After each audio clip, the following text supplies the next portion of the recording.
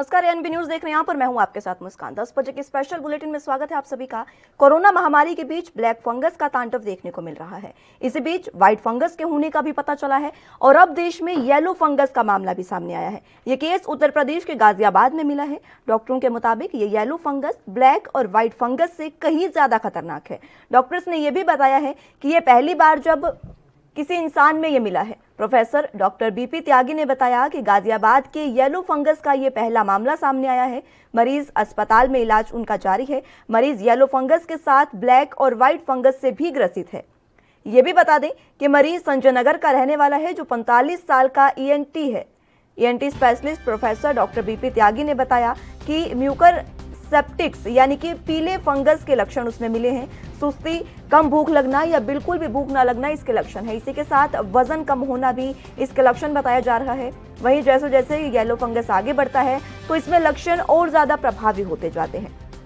वैसे कि जैसे ही ये आगे बढ़ता है इसमें गंभीर लक्षण जैसे कि मवाद का रिसाव करना और खुले घाव का धीमी गति से ठीक होना, सभी घावों की धीमी गति से भरना, कुपोषण और अंग विफलता और परिगलन के कारण धंसी हुई आंखें ये इसकी निशानी हो सकते हैं। वहीं दूसरी ओर मरीज के तीमारदार के मुताबिक पिछले 2 महीने से मरीज का कोरोना का भी इलाज चल रहा था और मरीज रिकवर भी कर रहा था, मगर पिछले 4 दिन से एक तरफ सूजन आने शुरू हो गई थी और आंख भी बंद हो गई थी। इतना ही नहीं, मरीज के नाक से खून बहना, साथ ही पेशाब में भी खून आना शुरू हो गया था। आनन फानन में मरीज को अस्पताल में भर्ती कराया गया, जहां जांच में येलो फंगस के बारे में पता चला। गाजियाबाद के मुख्य चिकित्सक अधिकारी डॉक्टर एनके गुप्ता के मुताबिक जिले में पीले फंगस के मामले की अभी कोई सूचना नहीं मिली है। हालांकि गाजियाबाद के ही ईएनटी स्पेशलिस्ट का कहना है कि उन्होंने भी अपने करियर में पहली दफा ये येलो फंगस का मामला किसी इंसान में देखा है।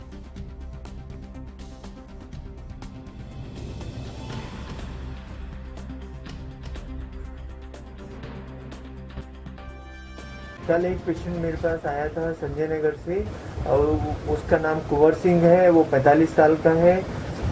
उसको साइनस बिल्कुल सीटी स्कैन में नॉर्मल लग रहे थे, लेकिन जब मैंने एंडोस्कोपी टेस्ट किया तो उसमें मुझे मालूम पड़ा कि उसको 3 तरह का फंगस है।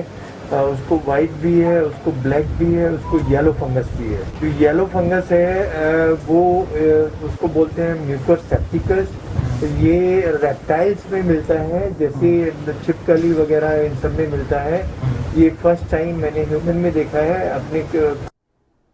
कोरोना के बीच पहले ब्लैक फंगस आया और उसके बाद व्हाइट, और अब येलो फंगस का खतरा लगातार बढ़ता जा रहा है। इसी पर आज हम चर्चा करेंगे। हमारे साथ पैनल मौजूद है। संदीप चौधरी पॉलिटिकल एक्सपर्ट हमारे साथ जुड़े हैं और इन्हीं के साथ हमारे साथ आरएम तिवारी डॉक्टर हैं, ये भी हमारे साथ मौजूद हैं। सबसे पहले डॉक्टर साहब आपके पास आना चाहूंगी। सबसे पहले कोरोना, उसके बाद ब्लैक, व्हाइट और अब येलो फंगस का खतरा लगातार बढ़ता जा रहा है, तो ये येलो फंगस अब आखिर क्या है? देखिए मैडम, ये सारी चीजें जो हैं इससे रिलेटेड ही हैं। बहुत सारे केसेस में देखा जा रहा है। ये अभी देखा जा रहा है कि आफ्टर रिकवरी, मरीज के ठीक होने के बाद या मिडल रिकवरी के बीच में ये केस आपको मिलेगा देखने को। और इसमें कैसा है कि ये व्हाइट और ब्लैक फंगस जो आया, ब्लैक फंगस और व्हाइट फंगस में कोशिश जो थी वो जो है वाइटल आर्गन पे जो है अंदरूनी जो हमारे सिस्टम होते हैं, जैसे लंग्स हुआ, फेफड़े हुए, किडनी हुआ, लीवर हुआ, ये सब इसको डैमेज नहीं कर रहे। ये अभी स्टडी में हम लोग देख रहे हैं कि व्हाइट फंगस जो है इंटरनल ऑर्गन पे उसका अटैक हो रहा है, जिससे क्या है आपको भूख नहीं लगेगी, आपका डाइजेशन बिगड़ सकता है, आपका वजन गिर सकता है, आपको एनर्जेटिक फील नहीं करेंगे, एनर्जी का लॉस हो जाएगा। ये सब सारी चीजें उसमें जो है देखने को मिल रही हैं अचानक से। तो दूसरी चीज क्या है कि अब हमको करना क्या है, इसके लक्षण क्या हैं, कैसे हम देख पा रहे हैं? इसके लक्षण तो यही है कि बहुत सारे का प्रॉब्लम हो रहा है और ये सब तमाम चीजें हो ही रही हैं। अब इसके बचाव के लिए भी हमको कुछ सोचना पड़ेगा सभी को। तो इसके बचाव के लिए जो एटमॉस्फेयर है, कोविड का माहौल है, कोविड के माहौल में जो ट्रीटमेंट वगैरह चल रहा है, उसमें सबसे पहले तो अगर आपको कोई इन्फेक्शन वगैरह नहीं है तो मैं रिक्वेस्ट करूंगा आपके चैनल के माध्यम से, हमारे साथ सभी देशवासियों से मेरा हाथ जोड़ के विनती है, नम्र निवेदन है कि सेल्फ हाइजीनिक का जो है और पर्सनल हाइजीन पे ध्यान दें, हाइजीनिक पे ध्यान दें, हाइजीन करें, साफ सफाई का रखें, अच्छे से ढंग से रहें और अपने को बचाएं।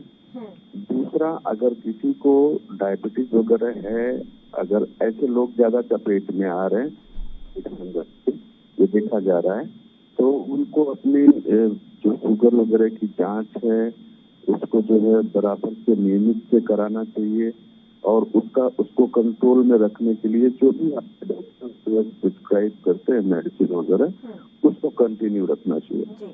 और मैं अपने कलीग्स से, अपने भाई बंधुओं से जो डॉक्टर्स हैं, जो अस्पताल के स्टाफ हैं, उनसे निवेदन है कि ये जो हम यूज करते हैं पानी, जो ऑक्सीजन के थ्रू ऑक्सीजन का जो सिलेंडर है उसमें से ऑक्सीजन निकलती है, आप लोगों ने देखा होगा एक हीटर लगा होता है उसमें पानी रहता है, वो पानी फुल्ली डिसइंफेक्टेड होना चाहिए, उससे भी संक्रमण के चांसेस बहुत ज्यादा हो रहे हैं।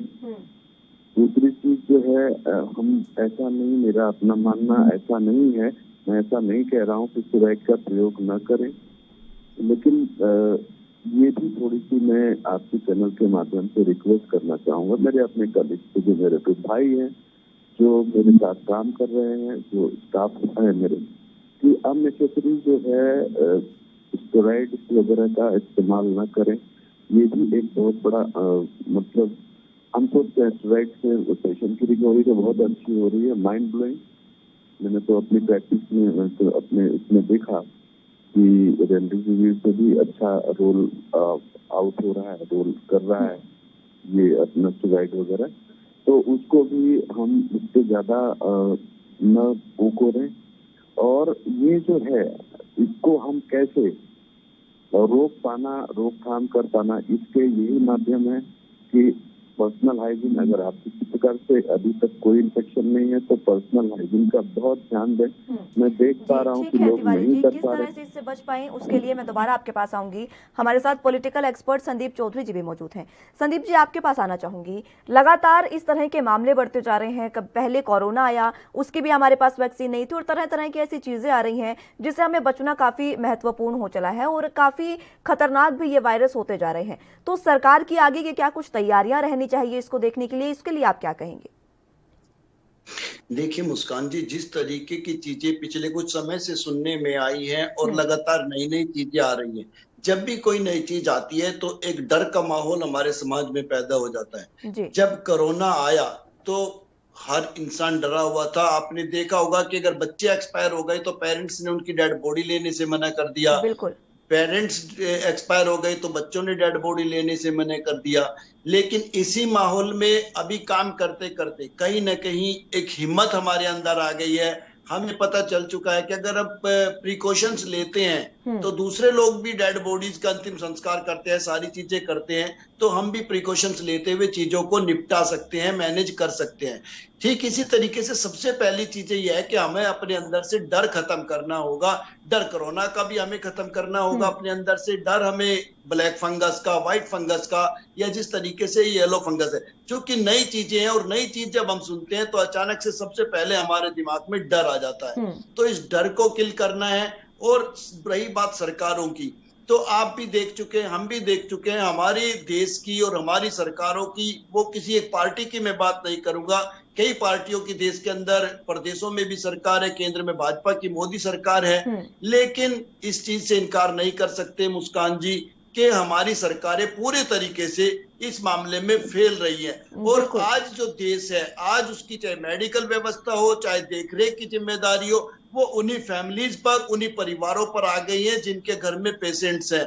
वो कैसे मैनेज करते हैं वो जानते हैं, वो दवाइयां कहां से लाते हैं वो जानते हैं, उनको दवाइयां ब्लैक में मिलती है वो जानते हैं, वो जो ऑक्सीजन का इंतजाम करते हैं वो इंडस्ट्रियल ऑक्सीजन होती है या मेडिकल ऑक्सीजन होती है। तो सभी चीजें आज की तारीख में पूरे तरीके से उन जो परिवार है, जो मुसीबत में फंसे हैं, उन्हीं के ऊपर आ गई है। और हॉस्पिटल से इतना ज्यादा विश्वास उठ चुका है लोगों का के अपने घर में रहना पसंद करते हैं, हॉस्पिटल में जाके जाना पसंद नहीं करते, एडमिट होना पसंद नहीं करते। इसका मतलब हमारी मेडिकल व्यवस्था पूरी तरीके से चरमरा गई है, ठप हो गई है। अगर कोई व्यक्ति हॉस्पिटल में जाने का मतलब आज की तारीख में हिंदुस्तान में मौत समझने लगा है, तो आप समझ सकते हैं हमारे सरकारें, हमारे लोग, हमारी मेडिकल व्यवस्था किस लेवल की है और कहाँ खड़ी है। और ये चीज इससे भी प्रबल हो जाती है मुस्कान जी कि हमारे जो पॉलिटिशियन है या हमारे जो ब्यूरोक्रेट्स हैं, वो सरकारी जो हॉस्पिटल्स हैं उनमें यकीन नहीं करते। वो जितने भी बड़े बड़े प्राइवेट हॉस्पिटल है, अगर उनको प्रॉब्लम आती है, आपने देखा होगा जितने भी बड़े लोग हैं तो आपको मेदांता में मिलेंगे या दूसरे बड़े हॉस्पिटल्स में मिलेंगे। तो ये भी वजह है कि आम आदमी भी अब सरकारी सिस्टम से डरने लगा है। जी, बहुत सही कहा संदीप तिवारी जी आपने, माफ कीजिएगा संदीप चौधरी जी। तिवारी जी, एक बार फिर से आपके पास आना चाहूंगी मैं। येलो फंगस अब एक नई चीज मिली है और ईएनटी स्पेशलिस्ट हैं डॉक्टर गाजियाबाद की, उन्होंने ये बताया है कि ये रेप्टाइल्स में मिलती है और अब पहली बार ये मामला जो है वो इंसानों में देखा गया है। किस तरह से ये संक्रमण फैल सकता है, इसके क्या कारण हो सकते हैं? देखिए मैडम, फंगस तो अभी एक रेप्टाइल्स में मिला है, वो तो ठीक है, लेकिन अब जो है हम देख रहे हैं कि ह्यूमन बॉडी में मिला हुआ है जी। तो ये इसका स्प्रेड होने का बहुत ज्यादा चांसेस ये रहता है कि मैंने जैसे पहले भी बताया कि जो है ये अब सबसे पहली चीज तो आपकी इम्यूनिटी पे बहुत मायने रखती है। लो इम्यूनिटी, कंप्रोमाइज इम्यूनिटी वाले व्यक्ति को ज्यादा चांसेस रहेगा। अच्छा, लो इम्यूनिटी, कंप्रोमाइज इम्यूनिटी किसकी रहेगी?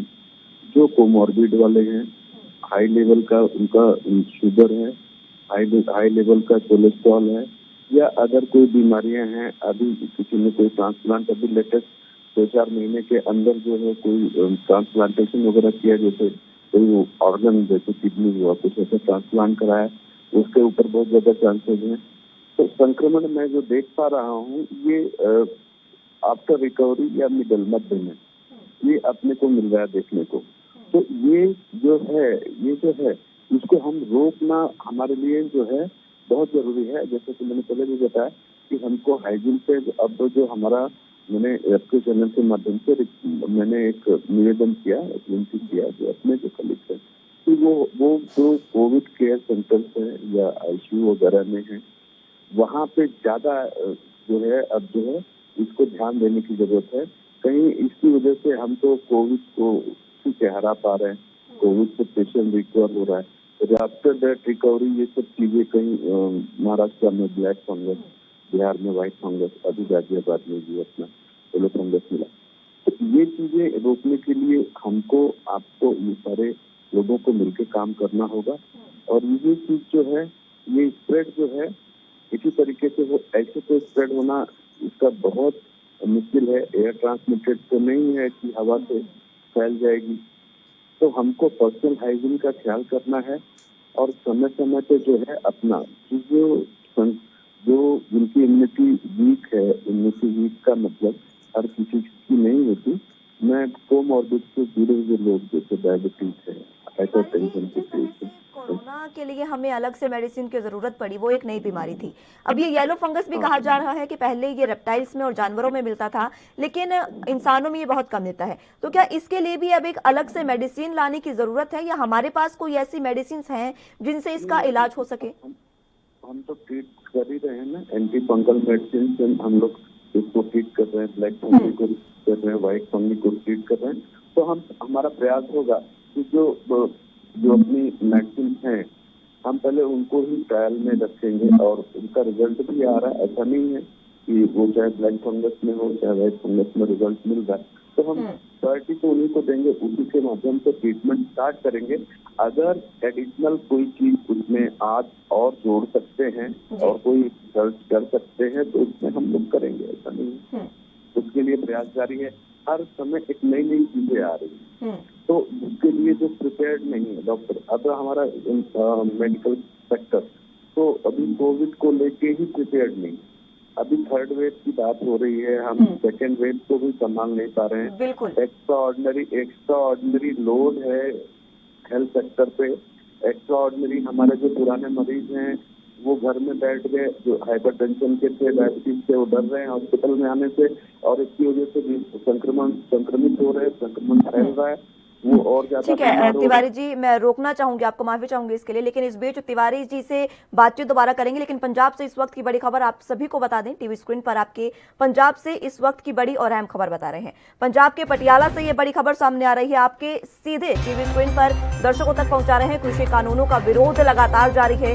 3 कृषि कानून है जिनका विरोध पिछले कई महीनों से लगातार जारी है। किसान लगातार सड़कों पर हैं। कांग्रेस नेता नवजोत सिंह सिद्धू ने भी घर पर ब्लैक फ्लैग लगा लिया है, काला झंडा उन्होंने अपने घर पर लगा लिया है। कल ही उन्होंने ट्वीट कर इसकी जानकारी दी थी और लोगों से भी किसानों का समर्थन करने की अपील की है। लगातार नवजोत सिंह सिद्धू बयानबाजी कर रहे हैं और इसी बीच कल उन्होंने ट्वीट कर जानकारी दी थी कि वो किसानों के समर्थन में अपने घर पर काला झंडा लगाएंगे और आज उन्होंने काला झंडा लगा दिया है और लोगों से भी अपील की है इस तरह से झंडा लगाने की और साथ ही कृषि कानूनों को रद्द करने की भी मांग उन्होंने की है। बड़ी और अहम खबर आपके टीवी स्क्रीन पर पटियाला से बता रहे हैं आपको।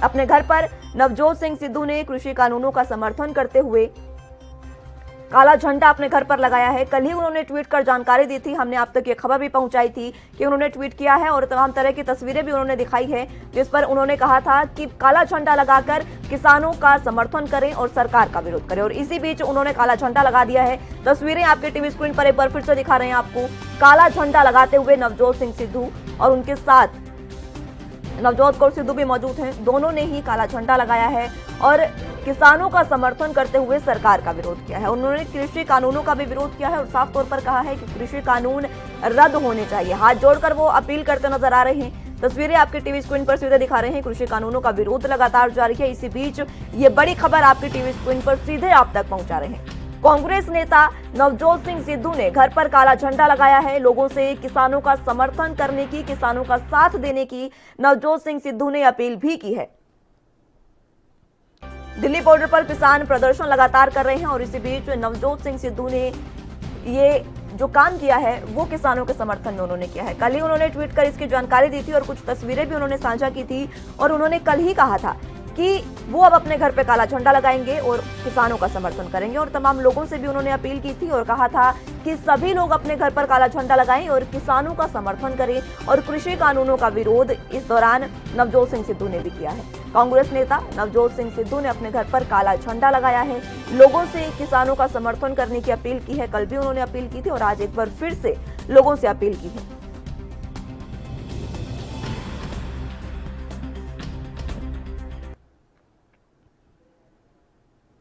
चलिए तो मुद्दे की बात एक बार फिर से कर लेते हैं। येलो फंगस का मुद्दा हम देख रहे थे और इसी पर हम बात कर रहे थे। संदीप जी, आपके पास मैं आना चाहूंगी। जिस तरह से तिवारी जी ने कहा कि अभी तो हमारे पास वैक्सीन है तो हम इन वैक्सीन से अभी कोशिश कर रहे हैं कि निपटा जा सके, लेकिन मैं आपसे ये जानना चाहूंगी कि कल को अगर वैक्सीन की जरूरत इन बीमारियों के लिए भी अगर पड़ती है तो हमारे पास फिलहाल रेमडेसिविर की भी कमी है, फिलहाल हमारे पास हर चीज की कमी है, हर वैक्सीन की कमी है। उसके बाद अगर इस वैक्सीन की जरूरत पड़ती है तो सरकार को आगे क्या कदम उठाने चाहिए और किस तरह से सरकार इसमें सफल हो सकती है, क्योंकि अभी तक की जो कंडीशन है दूसरी लहर से निपटने में सरकार पूरी तरह से चूक गई है। ये खुद बीजेपी के नेता, बीजेपी के प्रवक्ता एएनबी न्यूज पर मान चुके हैं कि सरकार फिलहाल चूक चुकी है। फिलहाल इसके बाद अब सरकार की क्या रणनीति होनी चाहिए और किस तरह से इन बीमारियों से बचा जा सकता है और वैक्सीन पर क्या कुछ रणनीति सरकार की होनी चाहिए? देखिए मुस्कान जी, बहुत महत्वपूर्ण सवाल है, लेकिन एक राजनीतिक विश्लेषक होने के नाते मैं आपको एक चीज क्लियर कर दूं कि अगर कोई बीजेपी का पॉलिटिशियन या बीजेपी का प्रवक्ता या बीजेपी का नेता ये मानता है कि सरकार चूक गई है, तभी सरकार नहीं चूकी है। ये आम जनता के बीच की आवाज निकल चुकी है और जिस तरीके से आपने हालात देखे हैं आज की तारीख में, ना आप सुरक्षित है ना मैं सुरक्षित हूँ और इस बीच में आप कहीं ना कहीं अपने दोस्तों को, अपने रिश्तेदारों को, अपने घर में, परिवार में, हम लोग सब कोई ना कोई किसी न किसी को खो चुका है। तो इन चीजों से समझने की जरूरत है। किसी राजनीतिक व्यक्ति से इसका सर्टिफिकेट लेने की जरूरत नहीं है। हाँ, अब बात आती है स्थिति को सुधारने की। तो स्थिति को सुधारने के लिए सबसे पहली चीज जो हमारे देश की गंदी राजनीति है उसको आपको छोड़ना पड़ेगा, आपको मिलके काम करना पड़ेगा। और इस टाइम हमें मालूम है कि हिंदुस्तान की ऐसी स्थिति नहीं है कि वो फौरन किसी चीज का इंजेक्शन बना सके, या वो ब्लैक फंगस के लिए, व्हाइट फंगस के लिए या येलो फंगस के लिए या आने वाली कोई नई बीमारी के लिए पूरी तरीके से तैयार हो। तो जिस तरीके से हिंदुस्तान पहले भी दूसरे देशों से मदद लेता रहा है, जब हम फ्रांस से राफेल ले सकते हैं अपने देश की सुरक्षा के लिए, तो मुझे लगता है अमेरिका, फ्रांस, रशिया, जर्मनी और कई बड़े ऐसे कंट्री है, एडवांस कंट्री है, उनसे हम अपनी दवाइयों के लिए भी कांटेक्ट कर सकते हैं। बिल्कुल। और जो चीज बनाने में हम सालों लगा सकते हैं, मेरे ख्याल से वो लोग हमें, क्योंकि वो दुनिया के एडवांस कंट्री है, उनके पास सोर्सेज ज्यादा हैं, टेक्नोलॉजी ज्यादा अच्छी है, मेडिकल फैसिलिटीज ज्यादा अच्छी है। जिस तरीके से आपने देखा युवराज सिंह को कैंसर हो गया था, वो अमेरिका से ठीक होकर के आए, इसी तरीके से हमें मेडिकल लाइन में भी इन देशों से कांटेक्ट करना चाहिए और इनकी सेवाएं हमें लेके अपने लोगों की जान बचाने के लिए कार्य करना चाहिए। बिल्कुल संदीप जी, बहुत सही कहा आपने कि अगर हम राफेल के लिए मदद ले सकते हैं तो दवाइयों के लिए क्यों नहीं। राफेल अगर जो बॉर्डर है उन पर सुरक्षा करेंगे तो ये भी तो देश की जनता है, वैक्सीन इनकी भी सुरक्षा करेगी और वैक्सीन हमें फिलहाल इंपोर्ट कर लेनी चाहिए। ये बहुत सही बात कही आपने। और तिवारी जी, अब मैं फिर से आपके पास आना चाहूंगी। कल डब्ल्यूएचओ का बयान जारी हुआ है, एक बार फिर से उनके वैज्ञानिक ने कहा है कि ये जो संक्रमण है, जो फंगस है, ये मात्र इम्यूनिटी कम होने की वजह से होता है, ये कोई संक्रामक बीमारी नहीं है। इस बात से आप किस तरह से सहमत हैं? देखिए मैडम, मैंने पहले ही बताया, ये तो अब आपके चैनल के माध्यम से कई चीजें बताई मैंने कि ये ठीक है, ये फंगल इन्फेक्शन जो है वीक इम्यूनिटी वाले लोगों को ज्यादा हो रही है, मैं इससे सहमत हूँ। लेकिन ये संक्रामक बीमारी है, मेरा अपना मानना है। और ये जो व्हाइट फंगस मैं देख पा रहा हूँ, जहाँ तक मेरी स्टडी है, जहाँ तक मैं इसको पढ़ पा रहा हूँ या समझ पा रहा हूँ या मरीजों में देख पा रहा हूँ, ये व्हाइट फंगस से ज्यादा खतरनाक है येलो फंगस। इसमें जो है इंटरनल ऑर्गन्स पे जो इसका अटैक है, एक प्रकार की फफूंद है, जैसा कि आपने बताया कि एक प्रकार की फफूंद है जो दूसरे जीव में पाई जाएगी। अब वो इंसानों में पाई जाएगी तो वो बहुत ज्यादा हार्मफुल होगी, वो डेंजरस होगी, नुकसानदेह होगी, ज्यादा उससे खतरा होगा। तो मैं WHO से वो रखता हूँ, इत्तेफाक रखता हूँ। लेकिन हमारे यहाँ पे मेरी अपनी राय है कि हमें इसके लिए सचेत रहना चाहिए, इसके लिए सजग रहना चाहिए, इसके लिए भी हमको तैयारी करनी चाहिए। और वैसी बात वैक्सीनेशन का, इसका कोई संबंध नहीं। वैक्सीनेशन जो है, वैक्सीनेशन का कार्यक्रम तो बहुत ढीला है, बहुत कम हो रहा है। तो उसके आधार पे तो हम अगर ऐसे करेंगे तो सालों लग जाएंगे हमको। और ये जो बीमारी है अभी तो कम मात्रा में पाई जा रही है, और बड़ी मात्रा में अगर मिलेगी तो फिर दिक्कत तो होनी है। मैं WHO से इत्तेफाक रखता हूँ, लेकिन इस तरीके की बातें नहीं है कि ये खतरनाक नहीं है, ये खतरनाक है, डेंजरस है। ये जो अब की बार जो येलो फंगस देखा जा रहा है, वो पहले व्हाइट और ब्लैक फंगस क्या था, वो ये साइनस वगैरह में, नेजल्स में, यहाँ पे वो इन्फेक्शन पकड़ता था फंगल। तो यहाँ का इन्फेक्शन जो है इतना ज्यादा खतरनाक नहीं होता था, उसको हम इजिली ट्रीट कर पा रहे थे, उसका इलाज कर पा रहे थे। लेकिन ये अगर वाइटल ऑर्गन्स में अगर इंटरनल अगर ये इसका इन्फेक्शन फैलता है तो इसके लिए तो ये सब ज्यादा दिक्कत वाली बात हो जाएगी, तो समस्या हो जाएगी पेशेंट को भी, डॉक्टर को भी। तो डॉक्टर को इलाज कर पाने में और पेशेंट को इलाज करवा पाने में, क्योंकि वो ऑलरेडी जो है कोरोना से निकला हुआ। जी तिवारी जी, अगर ये संक्रामक बीमारी आप कह रही हैं आपके नजरिए में है, तो किस तरह से इससे बचा जा सकता है? क्या इसके लिए भी कोरोना की तरह ही क्वारंटीन होना पड़ेगा? और अगर ये संक्रामक बीमारी इस तरह से फैल रही है तो लोग इससे किस तरह से बच सकते हैं? क्योंकि कोरोना के जब हम मेडिसिन ले रहे हैं, स्टेरॉइड दिए जा रहे हैं और रेमडेसिविर जो मेडिसिन है वो मानव शरीर पर इस तरह से इफेक्ट कर रही है कि इम्यूनिटी बहुत ज्यादा वीक हो जाती है एक इंसान की, और लगातार जब इंसान दवाइयां लेता है तो वैसे भी इम्यूनिटी काफी वीक हो जाती है। इस बीच कोरोना के बाद अब ये 3 तरह के फंगस जो सामने आए हैं, इनसे किस तरह से बचा जा सकता है? देखिए मैडम, सबसे पहले तो पर्सनल हाइजीन का बहुत ज्यादा ख्याल रखें। सभी देशवासियों से, आपके चैनल के माध्यम से, आपके दर्शकों से मेरा निवेदन है कि पर्सनल हाइजीन पे ध्यान दें, पहली चीज। दूसरी चीज जो है कि हमको अपनी इम्यूनिटी जो है वो, देखिए ये डराने वाली बात नहीं है, इसमें डरने वाली बात नहीं है। हमने तो ठीक है, मैं माफी चाहूंगी तिवारी जी, आपको दूसरी बार मैं रोक रही हूँ, फिलहाल आपको बीच में रोकना पड़ेगा। सीएम योगी आदित्यनाथ की सीधी तस्वीरें फिलहाल दर्शकों को दिखा रहे हैं। सीएम योगी आदित्यनाथ की सीधी तस्वीरें आपको दिखा रहे हैं आपके टीवी स्क्रीन पर।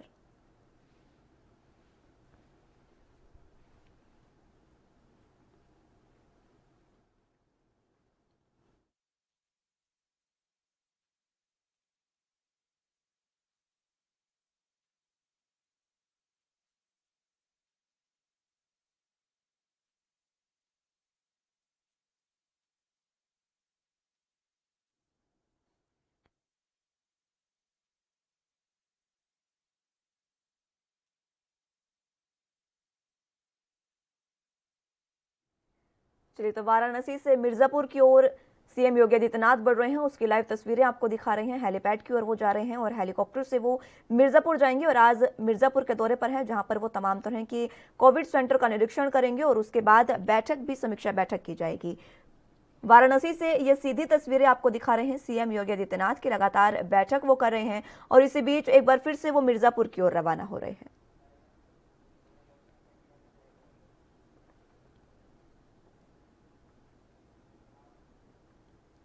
येलो फंगस पर आज हम चर्चा कर रहे हैं। आज हमारे साथ दोनों गेस्ट मौजूद थे। फिलहाल संदीप जी आपका भी और तिवारी जी आपका भी बहुत शुक्रिया हमारे साथ जुड़ने के लिए।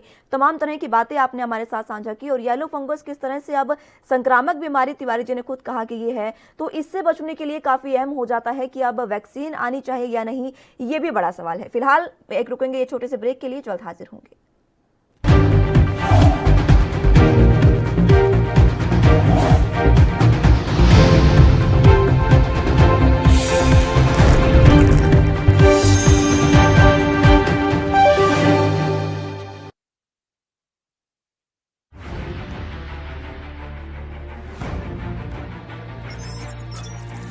खबर चाहे सियासत की हो या सरकार की,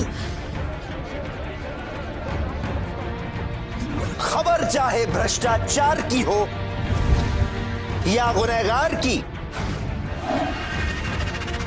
दिन भर में क्या रहा देश जगत का हाल, किस मुद्दे ने बनाई किसकी सरकार, रखते हैं हम सब पर नजर, पहुंचाते हैं हम हर खबर।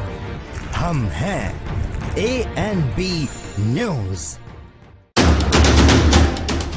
राष्ट्र धर्म, रात 8 बजे सिर्फ ANB न्यूज पर।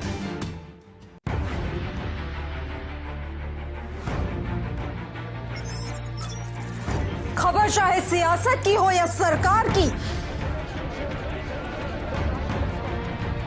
खबर चाहे भ्रष्टाचार की हो या गुनहगार की,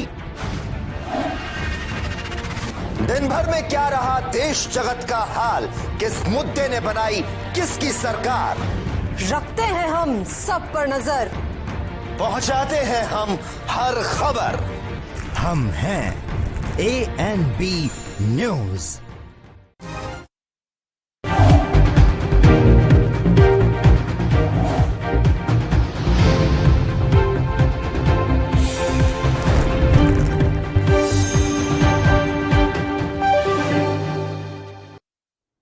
ब्रेक के बाद एक बार फिर से स्वागत है आप सभी का स्पेशल बुलेटिन में। आज भारत 2 हफ्ते के भीतर दूसरे बड़े चक्रवाती तूफान यास का सामना करने जा रहा है। इससे पहले अरब सागर में बेहद गंभीर श्रेणी के चक्रवाती तूफान तोकते के कारण गुजरात, महाराष्ट्र, दीव और तटीय इलाकों में भी भारी तबाही हुई थी। इस खबर पर आगे बढ़ेंगे। फिलहाल एक बार फिर से आपको सीधे तस्वीरें सीएम योगी आदित्यनाथ की दिखा रहे हैं। सीधी तस्वीरें आपके टीवी स्क्रीन पर। कोविड कमांड सेंटर में वो पहुंचे, जहां पर उन्होंने निरीक्षण किया है तमाम मरीजों से, वो उनके स्वास्थ्य का हालचाल जान रहे हैं। आप देख सकते हैं कि एक सीएम किस तरह से आम लोगों से रूबरू हो रहे हैं। ये तस्वीरें काफी दिल को झकझोर देने वाली है, क्योंकि इस तरह से एक सीएम का आम आदमियों से मिलना बहुत बड़ी बात है। लगातार CM Yogi Adityanath corona patient से मिलते नजर आते हैं और तमाम तरह की बैठक करते नजर आते हैं। इस दौरान आज फिर से निरीक्षण उन्होंने कोविड कमांड सेंटर का वो कर रहे हैं और इसी बीच मरीजों से, जो वहां पर लोग मौजूद हैं, जो बीमार लोग हैं, उनसे वो बातचीत कर रहे हैं, उनका हालचाल जान रहे हैं और तमाम तरह की स्थिति का वो जायजा ले रहे हैं। आप देख सकते हैं किस तरह से एक सीएम आम लोगों के बीच मौजूद हैं और उनसे बातचीत कर रहे हैं। सीधी तस्वीरें आपके टीवी स्क्रीन पर दिखा रहे हैं आपको। कोविड कमांड सेंटर का वो निरीक्षण कर रहे हैं, जहां पर मरीजों से भी खासी बातचीत की जा रही है। कोरोना प्रोटोकॉल का भी लगातार पालन किया जा रहा है।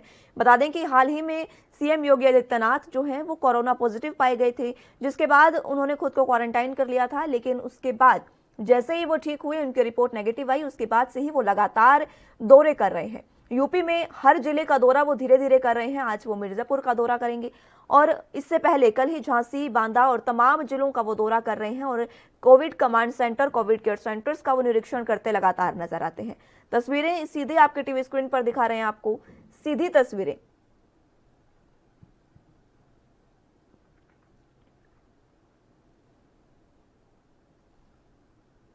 ड्रोन कैमरे से पूरी निगरानी रखी जा रही है। सीएम योगी आदित्यनाथ आज निरीक्षण कर रहे हैं। मिर्जापुर में ये निरीक्षण वो कर रहे हैं कोविड कमांड सेंटर का, जहां पर तमाम मरीजों से, तमाम लोगों से, उनके तीमारदारों से उन्होंने बातचीत की है और सीधी तस्वीरें आपको दिखा रहे हैं। भावुक कर देने वाली ये तस्वीरें, क्योंकि एक सीएम जब आम जनता के बीच जाते हैं तो बहुत बड़ी बात होती है। कई सीएम ऐसे भी हैं जो अभी फिलहाल कुर्सी पर विराजमान है, लोगों के बीच नहीं जा रहे हैं, उन्हें किसी चीज से फर्क नहीं पड़ता, लेकिन सीएम योगी आदित्यनाथ लगातार दौरे कर रहे हैं, लगातार वो निरीक्षण करते नजर आ रहे हैं और लगातार बैठक भी करते नजर आ रहे हैं। समीक्षा बैठक हर जिले की वो कर रहे हैं धीरे धीरे, और आज मिर्जापुर में उन्होंने निरीक्षण किया और उसके बाद समीक्षा बैठक भी की जाएगी। कल ही झांसी, बांदा और तमाम जिलों के दौरे उन्होंने किए हैं और उसके बाद आज एक बार फिर से निरीक्षण वो करते नजर आ रहे हैं। बैठक का दौर लगातार जारी है। सीएम योगी आदित्यनाथ कोरोना के ठीक होने के बाद से ही लगातार वो कर रहे हैं और लगातार वो प्रयासरत हैं कि किस तरह से यूपी में कोरोना का ग्राफ गिरे। वैक्सीन की भरमार है यूपी में, ये खुद सीएम योगी आदित्यनाथ कहते नजर आते हैं। हमेशा ऑक्सीजन की भी कमी नहीं है और ऑक्सीजन की आपूर्ति के लिए उन्होंने जिले राज्य में ही कई वैक्सीनेशन सेंटर और कई प्लांट लगाने की भी घोषणा कर दी है।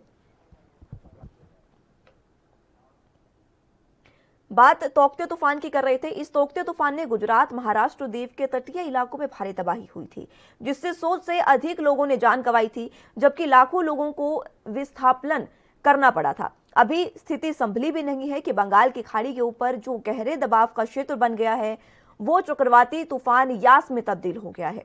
इसके 26 मई को यानी कल ओडिशा और पश्चिमी बंगाल के तटों से गुजरने का अनुमान है। मौसम विभाग के अनुसार ये एक बहुत ही भीषण चक्रवाती तूफान होगा, जिससे 155 से 165 किलोमीटर प्रति घंटे की रफ्तार से हवाएं चलेंगी, जो 185 किलोमीटर प्रति घंटे की रफ्तार तक पहुंच भी सकती है। यास को देखते हुए कोलकाता बंदरगाह पर जहाजों की आवाजाही 25 मई से ही निलंबित कर दी गई है, यानी कि आज से अब जहाज नहीं जाएंगे। वहीं कोलकाता डॉक सिस्टम और हल्दिया डॉक परिसर में नियंत्रण कक्ष स्थापित किए गए हैं।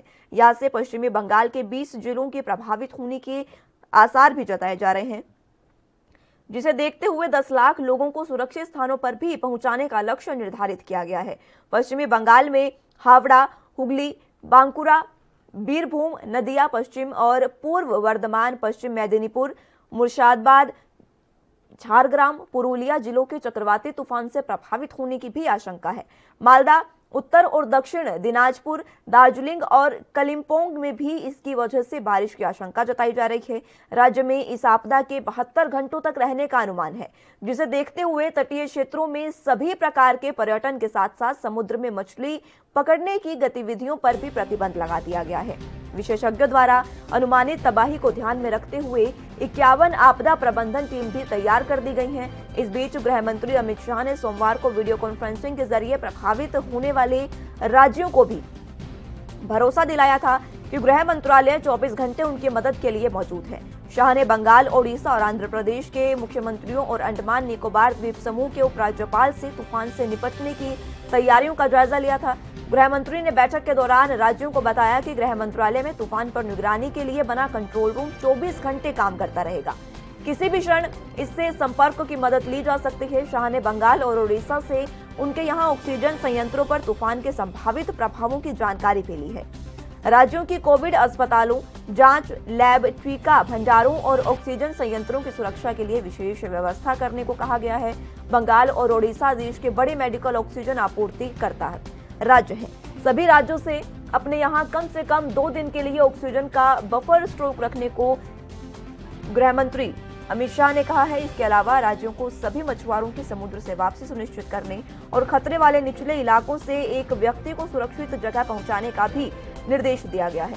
उन्होंने आवश्यक वस्तुओं, दवाइयों के स्टॉक और अस्पतालों को सुरक्षित रखने पर भी जोर दिया। वहीं बैठक में सभी जहाज, तेल कंपनियों की नौकाओं, सभी बंदरगाहों की सुरक्षा पर भी चर्चा की गई है।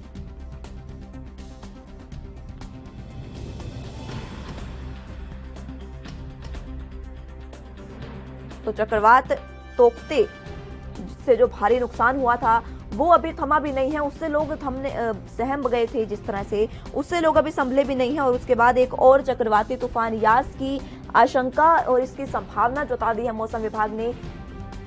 बंगाल की खाड़ी में बना ये कम दबाव का क्षेत्र गहरे दबाव का क्षेत्र पहले बना और उसके बाद अब ये चक्रवाती तूफान यास में तब्दील हो गया है, जिसके बाद कल इसके ओडिशा और पश्चिम बंगाल के तट से टकराने की भी संभावनाएं हैं। और इस बीच 155 से 165 किलोमीटर प्रति घंटे की रफ्तार से तेज हवाएं चलने की भी संभावना है।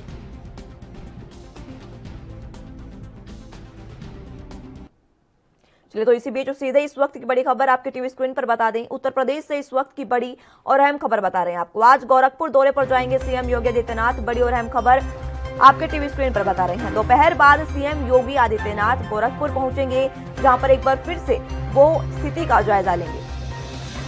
एम्स जिला अस्पताल का निरीक्षण करेंगे सीएम योगी आदित्यनाथ और एक बार फिर से बैठक करेंगे। समीक्षा बैठक की जाएगी। कोरोना की थर्ड वेव को लेकर समीक्षा बैठक यहां पर की जाएगी। बड़ी और अहम खबर आपके टीवी स्क्रीन पर सीधे पहुंचा रहे हैं आप तक। सीएम योगी आदित्यनाथ आज एक बार फिर से दौरा करेंगे। बीआरडी में स्वास्थ्य अफसरों के साथ बैठक करेंगे और उनसे स्थिति का जायजा लेंगे। कल कोविड अस्पताल का लोकार्पण भी सीएम योगी आदित्यनाथ करेंगे। बड़ी और अहम खबर सीएम योगी आदित्यनाथ के तमाम शेड्यूल को जानकारी आपको दे रहे हैं। आज गोरखपुर दौरे पर जाएंगे सीएम योगी आदित्यनाथ, जहां पर कोविड कमांड सेंटर का निरीक्षण करेंगे। दोपहर बाद सीएम योगी आदित्यनाथ गोरखपुर पहुंचेंगे, जिसके बाद डॉक्टरों से भी समीक्षा बैठक की जाएगी। एम्स जिला अस्पताल का निरीक्षण भी सीएम योगी आदित्यनाथ करेंगे। गोरखपुर के एम्स और जिला अस्पताल का निरीक्षण किया जाएगा और स्थिति का जायजा लिया जाएगा। कोरोना की थर्ड वेव को लेकर भी समीक्षा बैठक की जाएगी और ये जो बैठक है वो बीआरडी में स्वास्थ्य अफसरों के साथ की जाएगी, जिसके बाद उनसे स्थिति का जायजा लिया जाएगा। क्या कुछ कमी अभी फिलहाल एम्स और जिला अस्पताल में आ रही है, उस पर निरीक्षण किया जाएगा और जो भी स्थिति होगी उसको तुरंत प्रभाव से खत्म करने का भी सीएम योगी आदित्यनाथ ने आश्वासन दिया है। गोरखपुर के दौरे पर आज सीएम योगी आदित्यनाथ जाएंगे। लगातार वो बैठकों का दौर कर रहे हैं, लगातार दौर उनका जारी है। कोविड से ठीक होने के बाद लगातार वो बैठकें कर रहे हैं और इसी बीच आज गोरखपुर का दौरा वो करेंगे। एम्स और जिला अस्पताल का निरीक्षण भी योगी आदित्यनाथ करेंगे। कोरोना की थर्ड वेव को लेकर चर्चा की जाएगी, समीक्षा बैठक की जाएगी और इस समीक्षा बैठक में बीआरडी के स्वास्थ्य अफसर मौजूद रहेंगे, जिसके बाद उनसे ये बैठक में तमाम जानकारी ली जाएगी और स्थिति क्या है फिलहाल कोरोना के उस पर जानकारी ली जाएगी और जो भी स्थिति होगी उस पर जो भी संकल्प या आगे की जो रणनीति होगी वो तैयार की जाएगी। गोरखपुर के दौरे पर आज सीएम योगी आदित्यनाथ जाएंगे और कल वो एक कोविड सेंटर का भी लोकार्पण करेंगे। दोपहर बाद सीएम योगी आदित्यनाथ आज गोरखपुर पहुंचेंगे। बड़ी और अहम खबर सीधे आपके टीवी स्क्रीन पर आप तक पहुंचा रहे हैं। एम्स और जिला अस्पताल का निरीक्षण सीएम योगी आदित्यनाथ करेंगे। कोरोना की थर्ड वेव को लेकर समीक्षा बैठक की जाएगी। बीआरडी के स्वास्थ्य अफसर इस बैठक में मौजूद रहेंगे और जिनसे स्थिति का जायजा लिया जाएगा, तमाम जानकारी उनसे ली जाएगी। ऑक्सीजन, वैक्सीन, हर चीज की जानकारी सीएम योगी आदित्यनाथ स्वास्थ्य अफसरों से लेंगे। तो एक बार फिर से बात मुद्दे की कर लेते हैं। चक्रवात तूफान यास की हम बात कर रहे थे, जिसने भारी तबाही मचाने की आशंका मौसम विभाग ने जताई है। 2 हफ्ते पहले ही, अभी 2 हफ्ते हुए भी नहीं है इस बात को, उससे पहले ही बेहद गंभीर श्रेणी का चक्रवाती तूफान आया था तोकते, जिसने भारी तबाही मचाई थी और उसके बाद अब चक्रवात यास ने तबाही मचाने की आशंका जो है वो मौसम विभाग ने जता दी है। तटीय क्षेत्रों से लोगों का पलायन भी जारी है। आप देख सकते हैं कि नौका को किस तरह से बाहर निकाला जा रहा है। तमाम तरह की जो अलर्ट है वो मौसम विभाग ने कर दिए हैं और सुझाव भी मौसम विभाग ने दिए हैं। मछुआरों को अभी फिलहाल बंगाल की खाड़ी में समुद्र में नहीं जाने के सुझाव मौसम विभाग ने दिए हैं। ओडिशा और पश्चिम बंगाल के तट से कल ये चक्रवाती तूफान यास टकरा सकता है और उसके बाद भारी तबाही की आशंका है। आपको याद होगा 16 मई 2020 से लेकर 21 मई 2020 तक एक तूफान आया था अम्फान, जिसने भारी तबाही मचाई थी 2020 में और उससे तूफान से ज्यादा तबाही अब इसने ये यास जो तूफान है इससे मचाने की संभावनाएं मौसम विभाग ने जताई है। अम्फान तूफान ने भारी तबाही मचाई थी। हिंद महासागर में ये चक्रवाती तूफान बना था, पहले दबाव गहरा बना था और उसके बाद ये जो तूफान है वो अम्फान का रूप इसने लिया था और इसी तरह से इस बार बंगाल की खाड़ी में ये गहरे दबाव का क्षेत्र बना है और ये भी अब यास का चक्रवाती तूफान यास का रूप ले चुका है और इसके बाद कल इसके ओडिशा और बंगाल से टकराने की संभावना है। इनके तटों से गुजरने का अनुमान लगाया जा रहा है। 26 मई को ओडिशा पश्चिम बंगाल के तटों से ये जो यास तूफान है वो गुजर सकता है। मौसम विभाग के अनुसार ये एक बहुत ही भीषण चक्रवाती तूफान होगा। बहुत ही तेज स्पीड में लहरें और हवाएं यहां पर चलने का अनुमान लगाया गया है। मौसम विभाग ने कई ऐसे इलाके बताए हैं जो काफी ज्यादा प्रभावित रहने वाले हैं। पश्चिम बंगाल में हावड़ा, हुगली, बांकुरा, वीरभूम, नदिया, पश्चिम और पूर्व वर्धमान, पश्चिम मेदिनीपुर, मुर्शिदाबाद, झारग्राम, पुरुलिया जिले के चक्रवाती तूफान से प्रभावित होने की सबसे ज्यादा आशंका जताई जा रही है।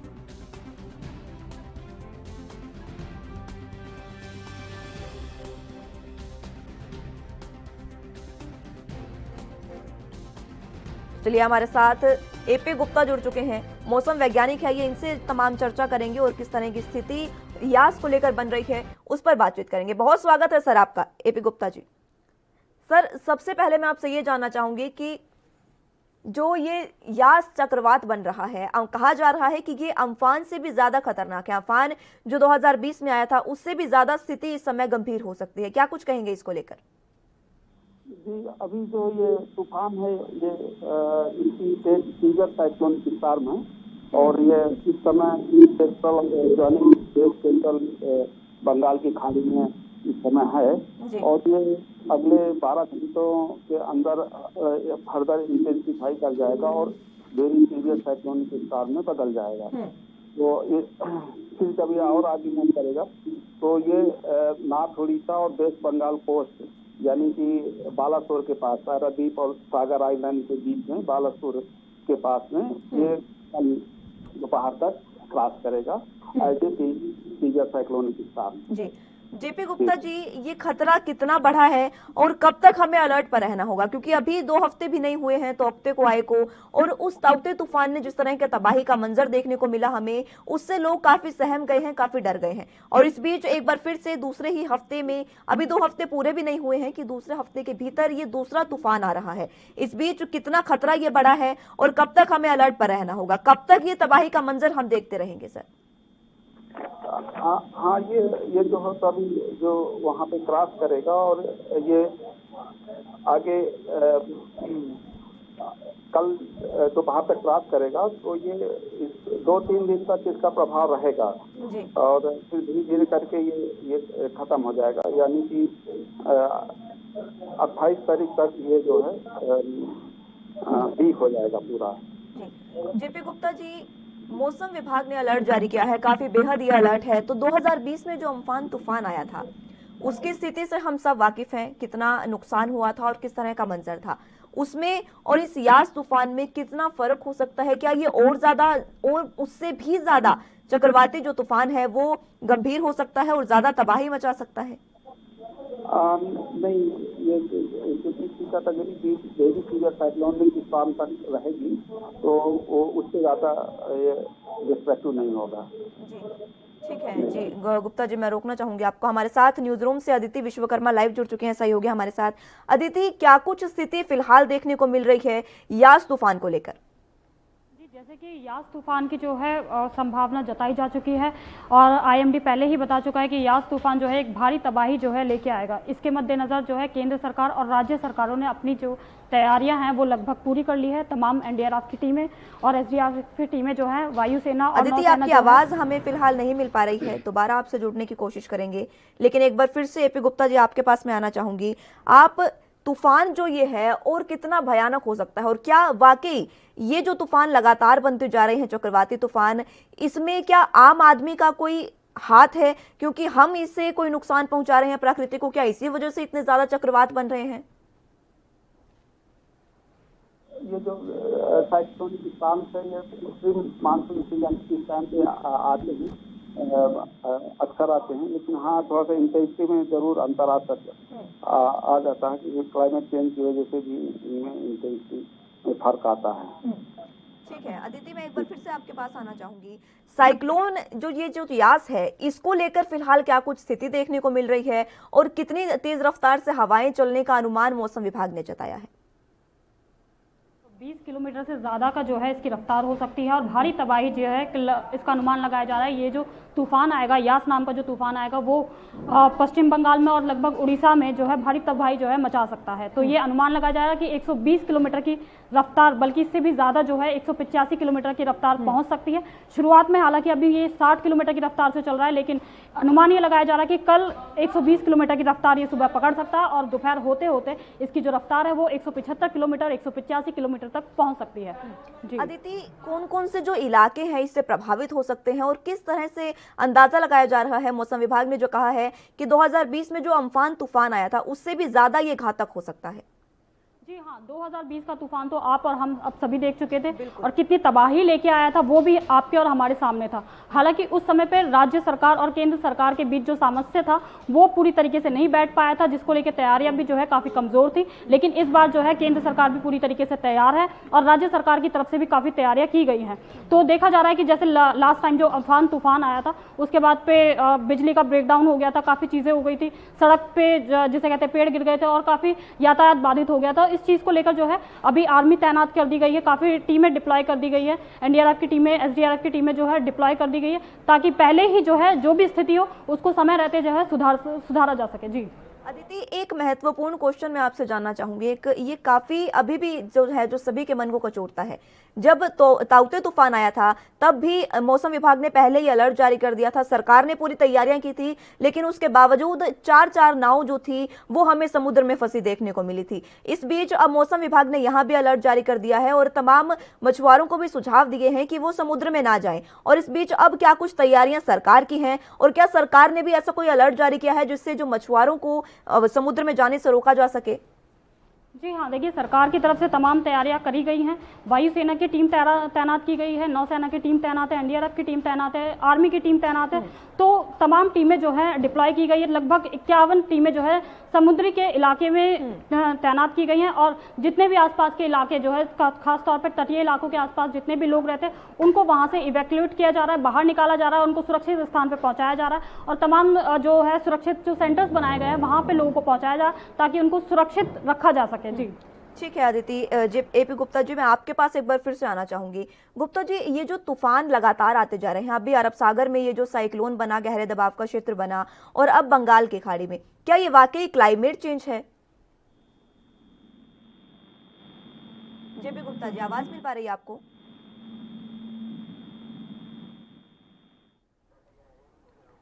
चलिए, संपर्क हमारा टूट गया है जेपी गुप्ता जी से, दोबारा उनको जोड़ने की कोशिश करेंगे। अदिति, एक बार फिर से मैं आपके पास आना चाहूंगी।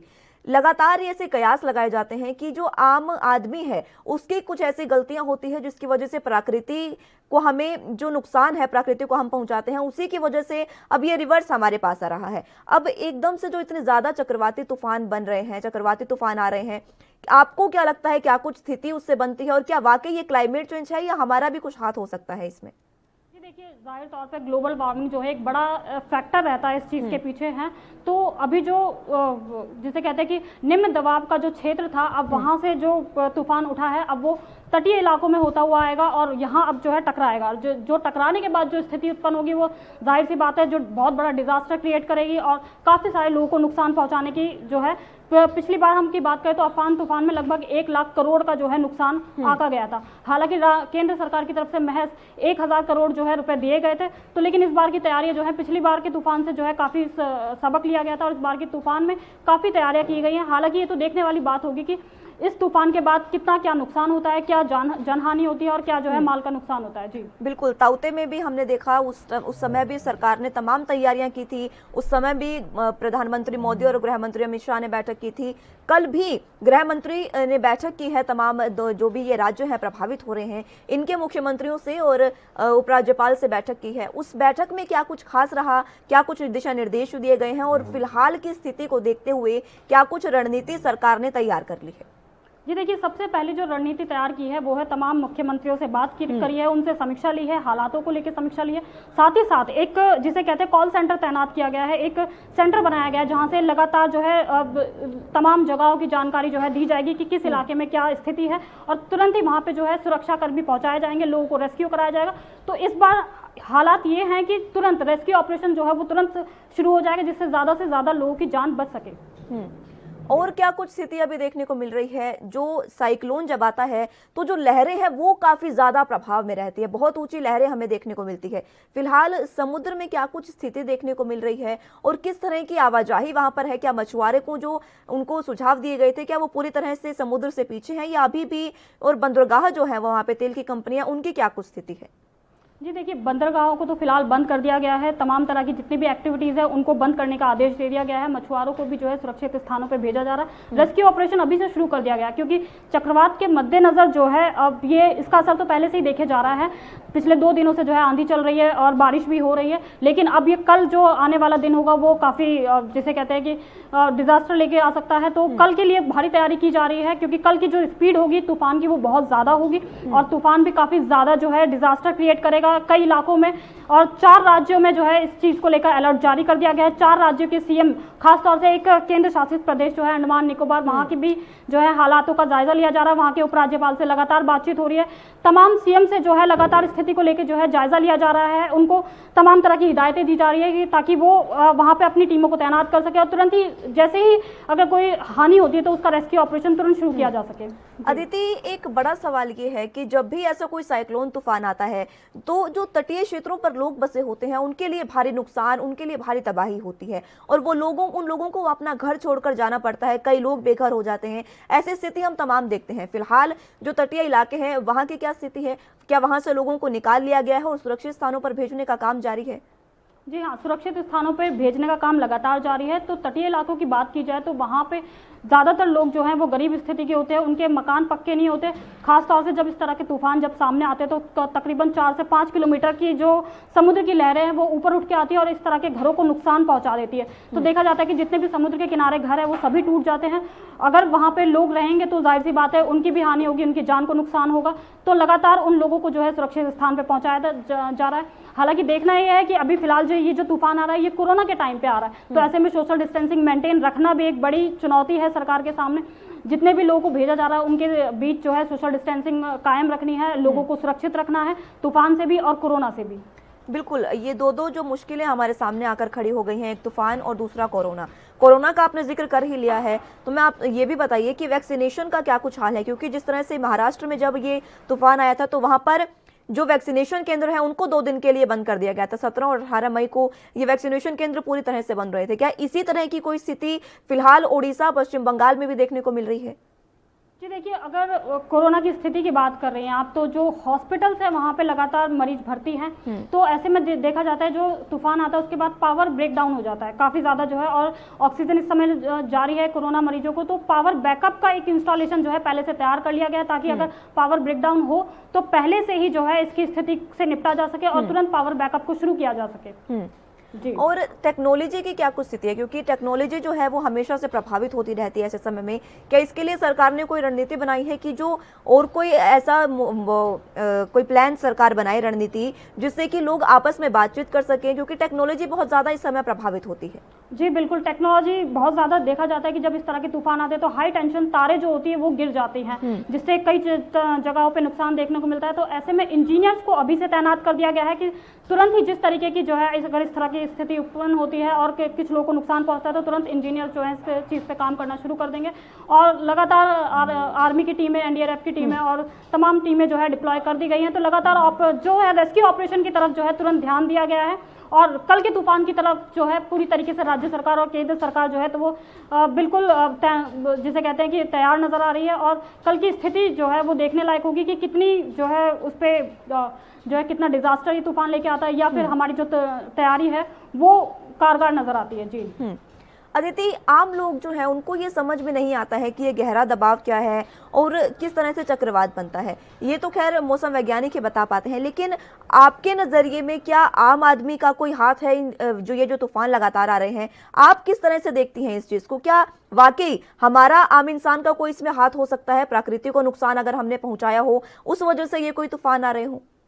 जाहिर सी बात है, ग्लोबल वार्मिंग सबसे बड़ा फैक्टर रहता है और ग्लोबल वार्मिंग के लिए जो हम मशीनें यूज़ करते हैं, जितने भी इनमें से जितने भी जिसे कहते हैं कि एमिशंस होता है, वो एक बड़ा फैक्टर रहता है ग्लोबल वार्मिंग को इंक्रीज करने में। और इनका असर जो है, चाहे वो समुद्र हो, चाहे वो साइक्लोन हो, हर चीज़ पे देखने को मिलता है। तो जैसा कि ये जो दबाव बन रहा है, जो चक्रवात बन रहा है, ये भी लो प्रेशर से जो है अब हाई प्रेशर की तरफ आएगा और जाहिर तौर पर ये कहीं ना कहीं आके थमेगा। और ये अभी हालांकि इलाके नहीं पता है कि किन इलाकों में आके ये थमेगा, कहाँ आके रुकेगा, इसका अंदाज़ा नहीं है, लेकिन माना जा रहा है कि जितने भी तटीय इलाके हैं वहाँ पे जो है तबाही मचा सकता है, वहाँ पे आके ये रुक सकता है। तो फिलहाल इसकी जो रफ्तार रहेगी वो काफ़ी ज़्यादा आकी जा रही है। तो फिलहाल मतलब यही है कि तो सरकार की टीमें तैनात है, लेकिन अभी प्रॉपर जिसे कहते हैं कि बिल्कुल केंद्र बिंदु हमारे पास नहीं है कि कहाँ पर आके जो है तूफान थमेगा। जी अदिति, आपने बात की है एनडीआरएफ की और आर्मी की टीमें तैनात कर दी गई हैं, उनका जो ऑपरेशन है, रेस्क्यू ऑपरेशन भी फिलहाल वो जारी है, लेकिन किस तरह से वो मछुआरों को रोक पा रही हैं और किस तरह की स्थिति से वो वहां पर निपट रही हैं फिलहाल?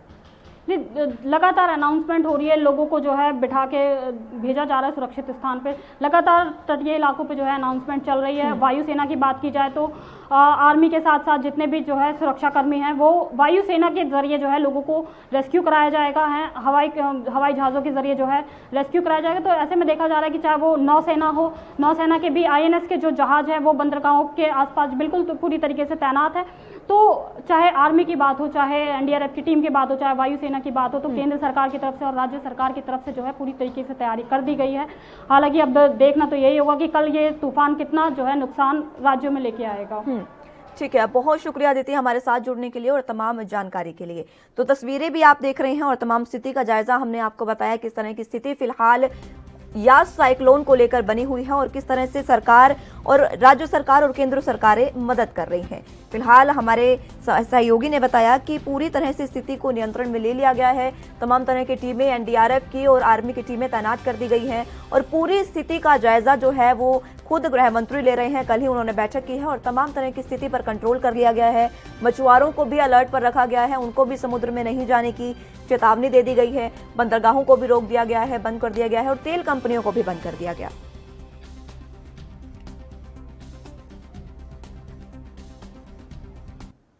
फिलहाल के लिए एनबी न्यूज पर मेरे साथ बस इतना ही। आप जुड़े रहिए एनबी न्यूज के साथ। नमस्कार।